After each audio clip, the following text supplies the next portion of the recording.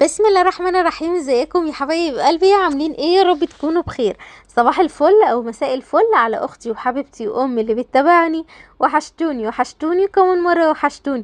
وديت الولاد المدرسه ولسه راجعه دلوقتي، ويلا بينا نعمل روتين حلو جدا. روتين هيشجعك وهينشطك وهيحمسك كده ان شاء الله.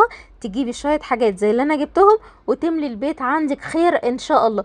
يلا بينا نبدا على طول ونسمي الله ونصلي على الرسول عليه افضل الصلاه والسلام. وحطي اللايك بتاعي.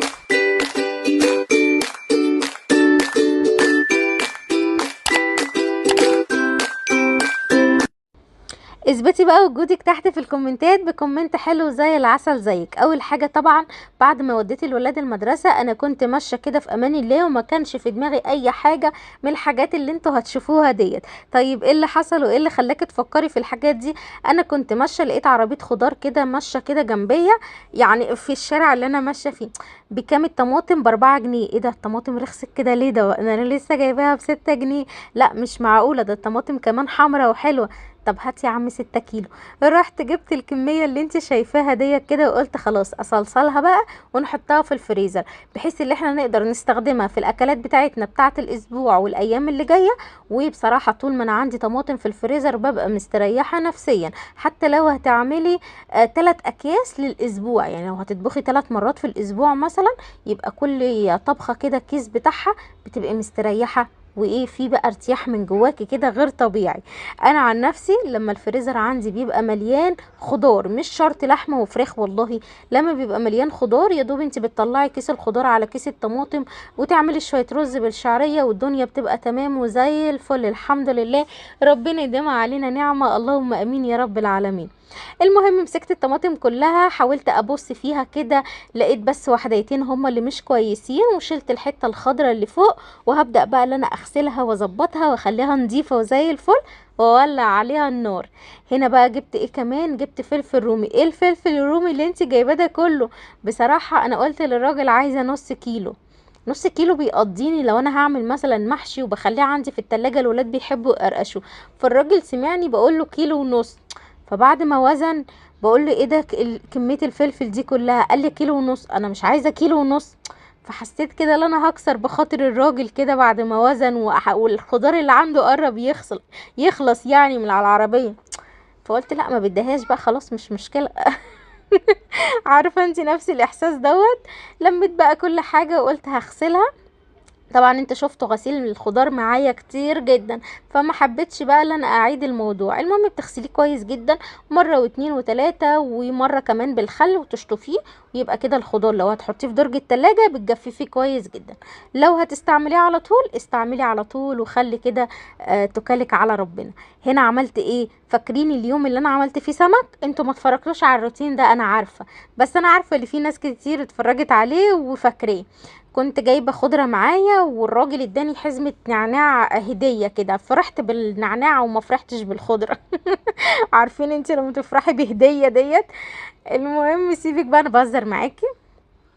حزمة النعناع طبعا قبل ما تبوظ بقى من التلاجة وكده، جففتها بالشكل دوت. وطبعا انتوا شفتوا معايا طريقة النعناع انا بجففه ازاي. وكان عندي العلبة دي من شركة الضحى، كان فيها قرفة. خلصت القرفة وغسلتها كويس ورحت حاطة بقى فيها النعناع وهشيلها في الفريزر. نيجي بقى هنا للخضار بعد ما غسلته بقى كويس جدا. انا طبعا كنت من حوالي يومين 3 كده كنت جايبه خيار وحطاه في التلاجة. اما الخيار دوت لما لقيته كده حجمه حلو وتحسيها اللي هي خيار بلدي كده حلو. انا مش عارفه هو بلدي ولا لا، بس انا حاساه كويس وهيبقى في التخليل حلو قوي، وفي الاكل كمان طعمه مسكر. فرحت جبت كيلو ونص بالشكل دوت. وقلت بقى اللي انا هخلله بعد ما غسلته كويس جدا. جبت العلبه اللي عندي ديت، ما كانش عندي بطرمانات بصراحه. كل الحاجه اللي انا خدتها في تخليل الزيتون. فالعلبه دي اي نعم الفتحه بتاعتها من فوق كبيره قوي، لكن اهي شغاله معانا مش هتقول لا ولا اي حاجه. حطيت كمية الخيار كلها بعد ما غسلتها كويس جدا في العلبة. بعد كده جبت معايا قرنين من الفلفل. هو انت هتعملي ايه؟ هو انت لسه معرفتيش ولا ايه؟ هخلل الخيار. صح ولا ايه؟ يعني انا هحطه في العلبة اللي بعقلك كده يعني. المهم جبت معايا قرنين الفلفل، والفلفل هنا اختياري، حابه تحطيه حطيه، مش حابه خلاص براحتك يعني. بس انا قلت يعني اهو لزوم الحركات ويشطشطوا الدنيا كده ويخلوا الطعم حلو. رصيت بقى الخيار بتاعي، وطبعا انا ما قطعتش الخيار ولا حتى شلت الاطراف بتاعته علشان خاطر يحافظ على احافظ عليه فترة طويلة، لاني مش معقولة طبعا بسم الله ما شاء الله ناكل الكمية دي في يومين او ثلاثة، اكيد هتقعد عندي فترة طويلة، تقعد من اسبوع ل10 ايام. فخليته كده زي ما هو عشان احافظ على القرمشة بتاعته، لان الخيار ملوش روح قوي. جبت بقى معايا البولة ديت كده، وهبدأ ان انا احط فيها المية. طبعا الخيار او اي مخلل انت بتخلليه، بتحطي لكل كوباية مية معلقة من الملح. تمام. انا هنا حطيت حوالي كده مش فاكرة قوي، ست كوبايات. ماشي، مش فاكرة بس انا تقريبا يعني. بعد كده حطيت معلقتين من الكبار من السكر، وطبعا السكر هنا مادة حافظة وهيحافظ على الخيار كده مقرمش وجميل من اول واحدة لاخر واحدة انت هتاكليها. لو كمية الخيار اللي عندك قليلة هتحطي معلقة سكر واحدة. حطيت نص كوباية من الخل، والخل هنا يخلي الخيار بقى طعمه حكاية زي بتاع المحلات بالظبط. طبعا لو كمية الخيار بقولها لك تاني قليلة هتقللي برضو الخل. هتحطي كده حوالي 4 معالق من الخل او 3 معالق من الخل. هنا هحط بقى معايا كده معلقه كبيره من الثوم المهروس. مش عندك ثوم مهروس وعندك صحيح، هتحطي كده فصين متقطعين نصين. بعد كده بقى لزوم الحركات يعني هنحط بقى هريسه الفلفل الاحمر، هحط منها كده حوالي معلقتين كبار، ودي اختياري، حابه تحطيها حطيها، مش حابه براحتك. نيجي بقى هنا عشان نشوف هنحط الملح بتاعنا قد ايه. الملح بيتحط على حسب عدد المية، 2 3 4 5 6. يبقى انا حطيت 6 كوبايات مية، الحمد لله اللي انا فاكرة. طبعا لو عايزة تظبطيها اكتر من كده، بس هي كده بتطلع مظبوطة والحاجة بتبقى متخللة كويس، سواء جزر قرنبيط لفت الحاجات دي كلها، كل كوباية مية عليها معلقة من الملح. طيب انا دلوقتي مش عايزة اعاير بالكوباية المية. وانتي بتشتري الخضار بتبقى عارفة الكمية اللي انتي مشتريها قد ايه. اشتريتي مثلا كيلو خيار، كيلو جزر، كيلو الخيار بياخد 6 معالق، كيلو الجزر بياخد 6 معالق. اي نوع خضار او اي نوع مخلل انت هتعمليه، لو كيلو بياخد 6 معالق، لو 2 كيلو هياخد 12. اكيد بقى حبايب قلبي متابعيني الحلوين اكيد حفظتوا الحاجات ديت، مش محتاجه ان انا اعيدها لكم تاني يعني. بعد ما حطيت بقى الميه كلها، ما تخافيش الخيار مش متغطي في فوق، لكن دلوقتي الخيار دوت هيهبط لتحت شويه والميه هتطلع لفوق. هغطي بقى العلبه بتاعتي، العلبه الجميله اللي زي العسل، معجبه بيها قوي عشان شفافه كده ومحطوطه على الرخامه شكلها حلو. كده خلصت الحاجة بتاعتي الحمد لله. لا لسه، اصبري خليكي معايا. فاكرة الخضرة اللي احنا كنا جايبينها مع بعض، والخضرة اللي انا كنت جايباها مع النعناع اللي انا لسه كنت بحكي لك عليها يا اختي؟ اه هي ديت. المهم غسلتها كويس جدا، وبعد كده قطعتها بالشكل دوت، وجبت معايا الاكياس، كل كيس هحط فيه شوية. طبعا عشان خاطر تحافظي على الخضرة بتاعتك كويسة وما يطلهاش تلج ولا تسود، تنشفيها كويس. الخضرة دي ممكن تقعد في الفريزر عندك من 6 ل8 شهور، مش هيحصل لها اي حاجة. ممكن كمان تقعد والله من السنة للسنة برضو مش هيحصل لها اي حاجة. اول حاجة تنضفيها كويس، وبعد كده تغسليها وتفرديها على صينية عندك، تكون محطوط تحتيها فوطة او قطعة قماشة او كيس مخدة قديم انت مش بتستعمليه بس يكون نضيف، وتولعي عليها المروحة او تسيبيها شوية كده قدام هوا. وبعد كده تقطعيها بالسكينة وتعبيها بقى في الاكياس زي ما انا بعمل كده. كل كيس هتحطي فيه على حسب الكميه اللي انت عايزاها. انا هنا بحط يعني متوسطين الحجم، مش بملى الكيس قوي علشان خاطر لما اطلع الكيس ما ادخلوش تاني الفريزر، يبقى انا واثقه اللي الحبه دول هم دول اللي انا هستخدمهم. عايزه بقى اكتر هطلع كيسين. انت بقى ليكي حريه الاختيار، كل واحد وعلى حسب عدد الاسره، عدد الاكل اللي انت هتعمليه، اكل كتير اكل قليل على حسب ما انت عايزه، وانت اللي بتمشي بيتك على حسب برضو مزاجك انت. انا مجرد بديكي الفكرة بس، وانت بعد كده بتنفذيها. طبعا بتخرجي بقى منها الهواء كويس جدا، لان الهواء هنا هو اللي هيخلي الموضوع يسود منك، هيخلي الخضرة بتاعتك تسود وهيخليها تجمد.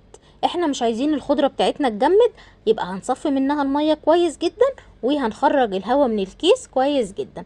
حبيبة قلبي اللي سألتني عن التوم، قالت لي هبه انا عامله توم زي اللي انت عاملاه كده، تقريبا نفس السؤال دوت كده.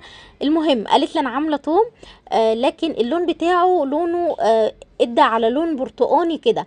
عايزه اقولك التوم بتاعك دوت كده اكسد، يعني عايز يعني ايه، مش هيبقى صالح للاستعمال قوي. لو تقدري تخلصي منه وتجيبي حاجة بدلها او تستعملي كيس تاني من اللي انت مفرزاه يبقى احسن طبعا. لان تقريبا انت طلعتي الثوم من الفريزر وسبتيه على الرخامة وما دخلتهوش بعد ما خلصتي على طول. المفروض الثوم لما تخرجيه من الفريزر ما تسيبوش لحد ما يفك، تستخدميه وبعد كده تشيليه على طول في الفريزر. هنا الطماطم كانت معايا خلاص اتسبكت بالشكل دوت. طبعا الطماطم بشيل الحته اللي هي من فوق وبعد كده بقطع الطماطميه نصين وبحطها على النار بنص كوبايه ميه وبهدي النار وبسيبها تعيش حياتها. بتنزل بقى الميه الصفراء اللي فيها اللي انا لسه مصفياها ديت، وبتبقى كده بقى معاكي مش قادره اقولك. تستني عليها لحد ما تهدى شويه، تضربيها بقى في الخلاط وتصفيها وتاخدي احلى صلصه طماطم. عايزه اقولك اللي هي مركزه. عملنا ايه بقى مع بعض دلوقتي؟ عملنا الطماطم، عملنا كمان الخضره والخيار المخلل وكمان النعناع. للي ما شافتش الطريقه هسيبها لك في اول كومنت مثبت ان شاء الله. طبعا الطماطم انا هضربها دلوقتي بس هستنى عليها اللي هي تهدى شويه، فعندي شويه غسيل هروح انشرهم واطبق اللي على الحبل، وبعد كده هاجي اضرب الطماطم بتاعتي تكون بردت شويه. هنا في الوقت دوت بقى الطماطم كانت بردت معايا، حضرت الهاند بلندر وهبدا اللي انا اضربها. لو انت عايزه طريقه الطماطم بالتفاصيل برضو هسيبها لك مع النعناع ان شاء الله بالتفاصيل. واحفظي الخضره الايام دي حلوه قوي.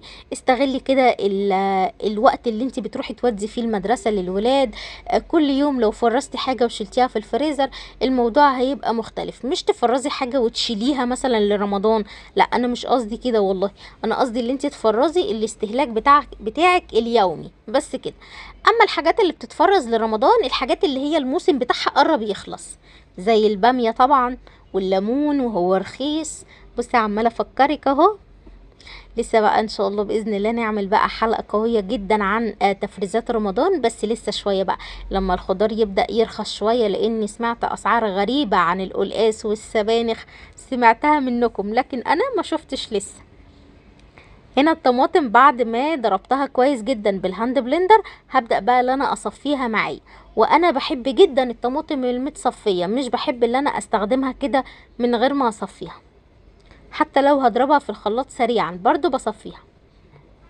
هحط كده كمية مناسبة وهبدأ بقى اللي انا اصفيها كويس جدا، وبعد كده هعبيها في الاكياس. مش هتاخد مني وقت خالص، لكن الموضوع هيبقى مختلف تماما لما بتخلصي الحاجة دي وبتحطيها في الفريزر. بتسهلي على نفسك كتير والله. الناس بقى اللي مش عندها فليزر انا بشجعك اهو ان انتي تدخلي جمعية من مصروف البيت بحاجة بسيطة جدا وتجيبيه على شهر رمضان. السنة اللي فاتت شجعت ناس كتير وبالفعل عملوا زي ما انا قلت لهم، وسمعت دعوات حلوة جدا جدا جدا لما جابوه، ولقيت في الكومنتات كده دعوات حلوة قوي الناس دعيتها لي بسبب اللي انا خليتهم يجيبوا حاجه زي كده. انت كمان لو انت لسه مش متوفر عندك ممكن تجيبي حاجه بسيطه اللي هي الاربع ادراج، على فكره حلو جدا والسعر بتاعه مش غالي. لو عملتي جمعيه بسيطه كده مع جارتك، مع اخت جوزك، مع اختك، مع سلفتك، الموضوع هيبقى مختلف وهتجيبي اللي نفسك فيه. طول ما انت عندك هدف بتحوشي علشانه او نفسك تحققيه هتلاقي ربنا ان شاء الله بيحقق كل اللي نفسك فيه. دي الاكياس اللي انا جبتها معاكم، حطيت فيها الطماطم. بحط في كل كيس كوبايتين ونص من عصير الطماطم المركزه، ولما باجي اطبخ بروح حاطه عليهم كوبايتين من الشوربه. وممكن لو الطماطم حسيت اللي هي صفرة شويه بحط عليهم ايه بقى، بحط عليها معلقه صلصه طماطم. طبعا احنا مفرزين بنجر من السنه اللي فاتت، وكل ما نيجي نعمل طماطم بناخد منه وحديتين كده شريحتين وبنحطها فيها، بيعلي القيمه الغذائيه وبيخليها حمرة كده وجميله وزي العسل. فاضل شويه صلصه طماطم حطيتهم في البوله دي، لان البوله دي هستخدمها بكره ان شاء الله، فمش لازم ان انا احطها في الفريزر.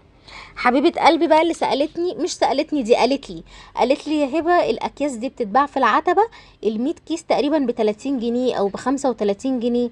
يا حبيبه قلبي بالله عليكي لا تكتبي لي في الكومنتات في انهي حته في العتبه، لان انا جايبه ال20 كيس ب 15 جنيه.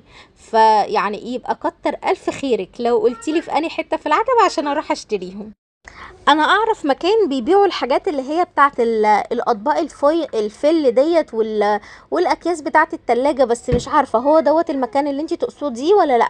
في اول شارع عبد العزيز على اليمين، في اول شارع اللي هو الشارع بتاع الموبيليا اللي في اخره موبيليا.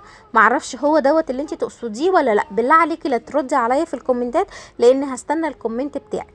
خلصت الطماطم بتاعتي الحمد لله، بسم الله ما شاء الله، طلعت معايا كمية حلوة. هشيلها في الفريزر. وطبعا الاكياس دي حلوة جدا، لو انت عايزة تجيبيها هاتيها على ضمانتي. طبعا في منها ماركات كتيرة جدا. ولو بتنزلي العتبة هستنى بقى الرد بتاعك بتاع حبيبه قلبي اللي هتقولي، وهطلع اقول لكم المكان فين بالظبط، عشان لو عايزه تجيبي نفس الاكياس بسعر رخيص زي ما هي قالت ابقى اقول لك المكان باذن الله. لكن لو مش متاح لك اللي انت تروحي العتبه، وحاسه بقى اللي انت ساكنه بعيد وهتنزلي مخصوص، والتكلفه بتاعه المواصلات هتبقى اعلى ما انت هتشتريهم من جنب البيت، نصيحه مني اشتريهم من جنب البيت على طول.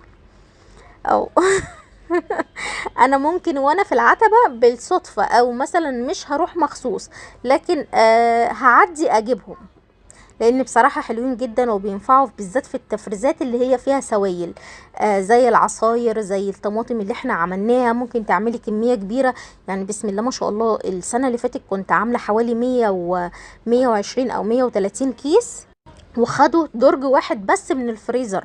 فحاجة زي كده طبعا هتوفري مساحة كبيرة جدا من الفريزر بتاعك. هنيجي بقى هنا بعد ما خلصت الليلة بتاعتي الجميلة ديت، هنغسل بقى مع بعض هنغسل المواعين. عندي شوية مواعين بقى كده فايضين كده، وكمان مطرح ما انا عملت الخضار بقى بتاعي ونضفته وصفيته، والحاجات اللي انتوا شفتوها دي كلها اكيد طلع لها مواعين يعني. هنغسلها ونظبطها وهننضف عندنا المطبخ عشان خاطر يبقى الدنيا عندنا نظيفة وزي الفل. نبدأ بقى نستعد للغدا بتاعنا. عملت غدا النهارده يا قروبه؟ عملت بقى يعني عملت بطاطس محمره، وعملت جبنه بطماطم. عملت تاني؟ عملت حاجه تانية، عملت بيض بالسمنه البلدي، عليه كده شويه ملح وشويه فلفل اسود، وطبعا حطيت مخلل، وقطعت طماطم وخيار وظبطت كده الحال. الحمد لله، ربنا يديمها علينا نعمه، اللهم امين يا رب العالمين. طبعا انا اتعمدت اعمل الاكل ده النهارده لان بكره الخميس اجازه.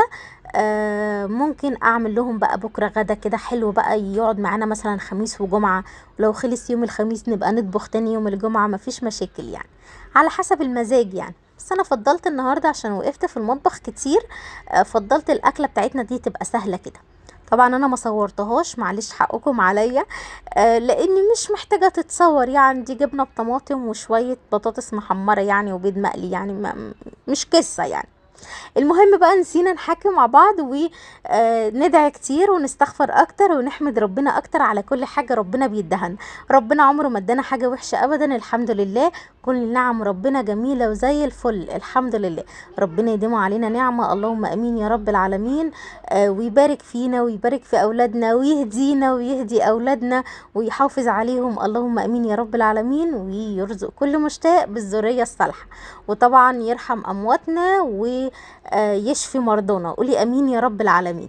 بصي كده خلاص خلصت المواعين بتاعتي الحمد لله، والدنيا بقت عندي تمام. حسيتوا بالزلزال امبارح؟ شكلكم ما حسيتوش بالزلزال. عايزه اقول لكم ان انا كنت يا دوب لسه مخلصه اللبس بتاع موكا، الولاد كانوا نزلوا المدرسه، وكنت بلبس موكا، وكانت لبست الحمد لله، وقاعده بقى كده مستنيه الوقت بتاع الحضانه بتاعها يجي عشان خاطر باباها يوديها. ولقيت بقى الموبايل بيتحرك كده، هو جه مرتين على فكره مش مره واحده، وماسكه بقى الموبايل ونايمه على الكنبه كده. ما انا خلصت بقى كل اللي ورايا يعني، الساعه كانت 8 الا ربع او 7 ونص و5 حاجه زي كده يعني. فخلصت كل اللي ورايا ومريحه بقى كده شويه، بفكر ان انا انام وبفكر ان انا اقوم، لقيت الموبايل بيتهز. قلت ايه ده، هو في ايه، انا جالي دوخه على الصبح كده ليه؟ ولقيت الموبايل اتهز تاني، فمرضتش اعمل اي حاجه لان جوزي كان واقف بيصلي، يعني خدت الصدمة كده لوحدي، عارفين اللي هو اخدت الصدمة على قلبي كده. بس الحمد لله، ربنا يستر، اللهم امين يا رب العالمين. خلصت المواعين والدنيا بقت عندي نظيفة، وبحبكم في الله يا احلى